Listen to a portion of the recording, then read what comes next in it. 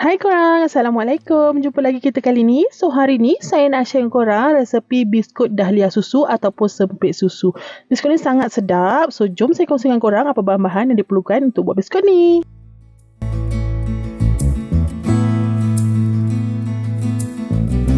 Pertama sekali, saya menggunakan 250 gram butter dan kemudian saya masukkan 125 gram susu manis.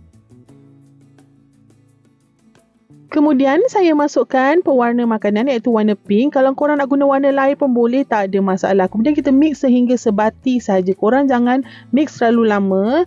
Dia akan mengakibatkan bunga dahlia korang akan jatuh dan biskut korang akan kembang. Kalau warnanya tak berapa terang, korang boleh tambah lagi, okey?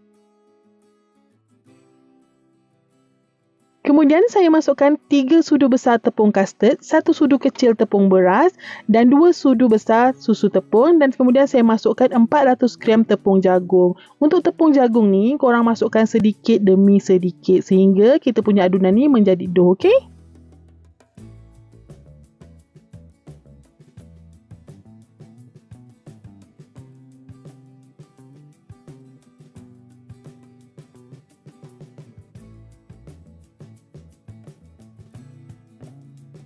Bila adunan dah mula berat, so korang dah boleh uli dengan menggunakan tangan. Okey. Bila adunan korang masih lembek dan melekat di tangan, so korang boleh tambah baki tepung tadi, okey? Kalau korang punya adunan tu dah tak lekat di tangan, tapi masih ada baki tepung daripada anggaran kita tadi, so korang jangan masukkan, okey? So, kita akan uli kita punya adunan ni sehingga menjadi dough yang tak lekat di tangan dan senang untuk kita terap nanti.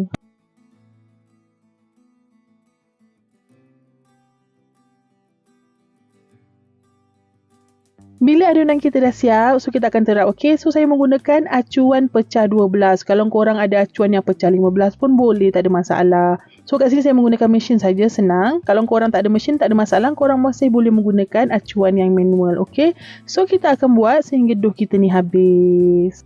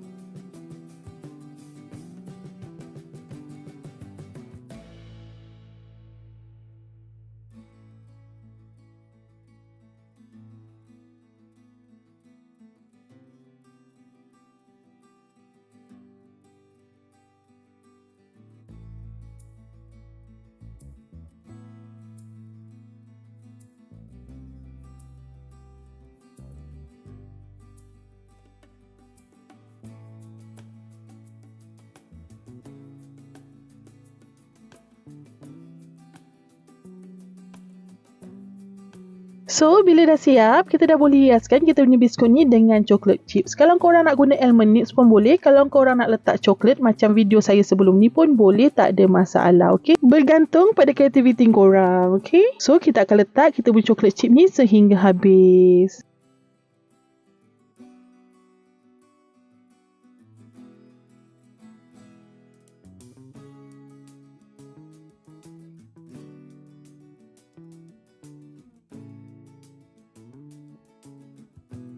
Bila dah siap, so saya akan anginkan dahulu ataupun biarkan dulu selama 15 hingga ke 30 minit sebelum bakar. Kemudian saya akan bakar dalam oven pada suhu 150 darjah Celsius selama 25 minit. Okey korang, inilah hasilnya biskut kita setelah dibakar. So korang, terima kasih kerana menonton. Jangan lupa mencuba dan jangan lupa like, komen dan subscribe. Kita akan jumpa di next video. Assalamualaikum. Bye.